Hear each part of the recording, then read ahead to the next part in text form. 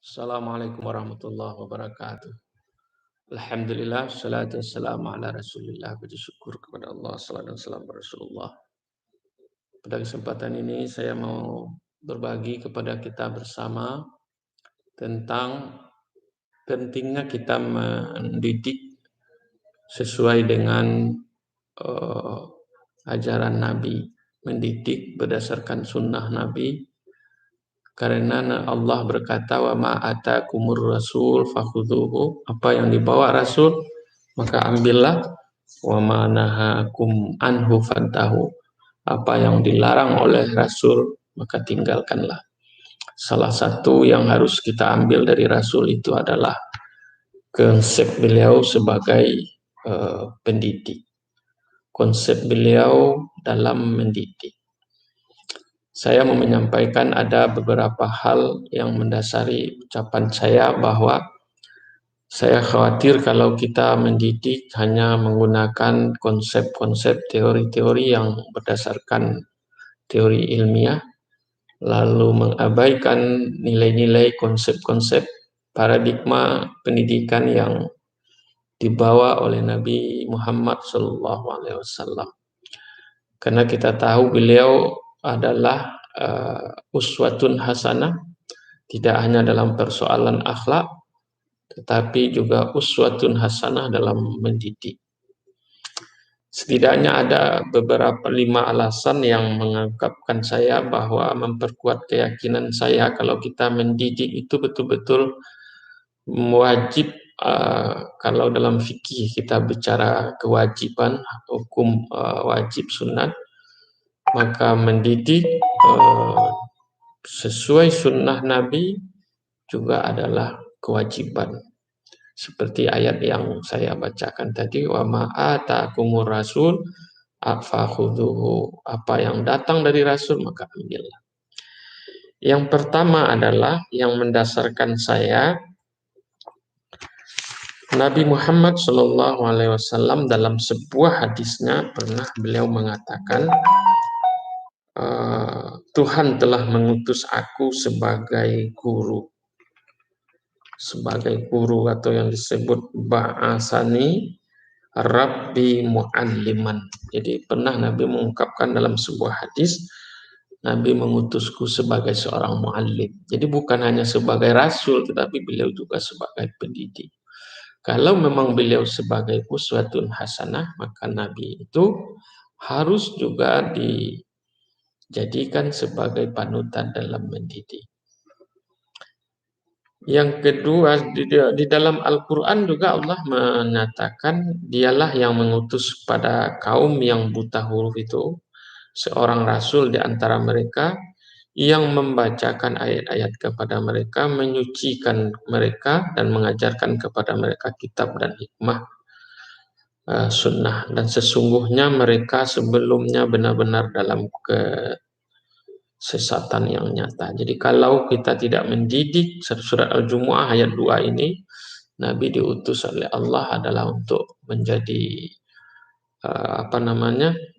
pembersih dalam urusan agama, membacakan ayat-ayat Allah, menyucikan dan membersihkan kita. Maka oleh sebab itu saya pastikan kalau tidak, kita akan tergolong kepada orang-orang yang sesat jika kita tidak mendidik dengan cara-cara Nabi. Yang kedua, Nabi itu tidak hanya memiliki kompetensi sebagai pengetahuan yang mendalam tentang ilmu-ilmu agama yang dipahami selama ini, psikologi, sosial, ekonomi, politik, hukum yang sudah menjadi kajian-kajian ahli hukum, kajian ahli-ahli sosiologi, politik, budaya dan sebagainya, tetapi beliau juga kompeten dalam bidang pendidikan. Terbukti beliau juga memiliki kompetensi pendidik yang modern sekarang ini. Sebutlah contohnya 4 kompetensi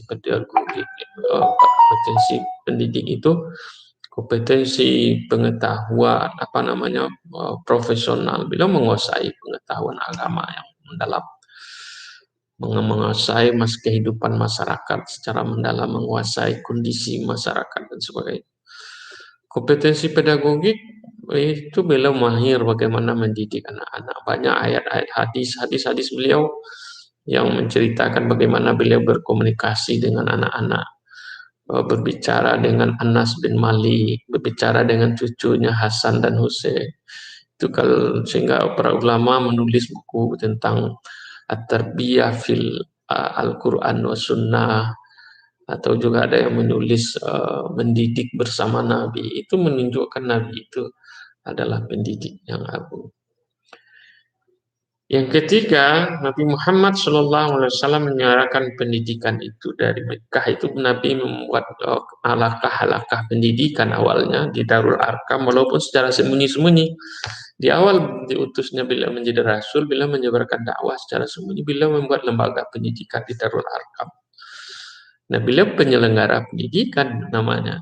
Jadi beliau punya halakah, kalau kita sekarang punya pesantren, punya TBA, beliau sudah sebenarnya punya pesantren, punya madrasah, punya halakah. Dalam suasana waktu itu sudah bagus dalam konteks lembaga pendidikan Islam. Darul Arkam ini memang agak tertutup waktu itu, rumah salah seorang sahabat beliau, tapi di sana beliau sampai beliau hijrah, sampai beliau di Isra Mi'rajkan, dan di Mekah beliau ada fase-fase dakwah secara sembunyi-sembunyi, itu di Darul Arkam, itu lembaga pendidikan. Ketika sampai di Madinah juga beliau mengelola lembaga pendidikan, ya kalau di Madinah tentu namanya Sufah, ya, masjid yang dikenal dengan nama Sufah. Usaha-usaha tersebut menunjukkan Nabi adalah sebagai orang yang pernah mengurus lembaga pendidikan. Jadi jangan hanya dilihat Nabi itu sebagai apa, tapi dilihat sebagai orang yang menyelenggarakan pendidikan. Yang keempat, sejarah mencatat Nabi itu adalah orang yang paling berhasil menyampaikan risalah Nabi. Beliau berhasil mengajak umatnya kepada jalan yang baik, jalan yang minazulumati ilan nur, dari kegelapan jahiliyah kepada cahaya yang terang dengan ilmu pengetahuan. Kalau Nabi berhasil membawa orang dari kegelapan kepada kezaliman, maka itulah pendidikan yang sebenarnya. Maka kita harus mencontoh beliau. Mungkin sebagian kita beranggapan itu kan karena naungan Allah, tetapi beliau mendidik orang juga dengan nuansa-nuansa kemanusiaan, tidak seperti lalu disampaikan oleh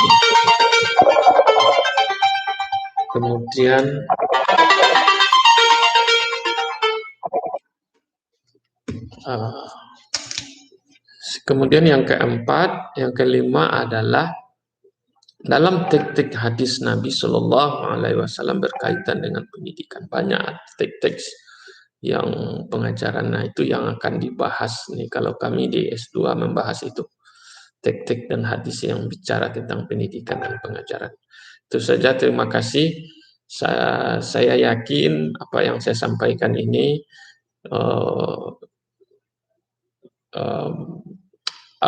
saya meyakini bahwa mendidik anak itu tidak bisa mengandalkan teori-teori saja, tapi harus berdasarkan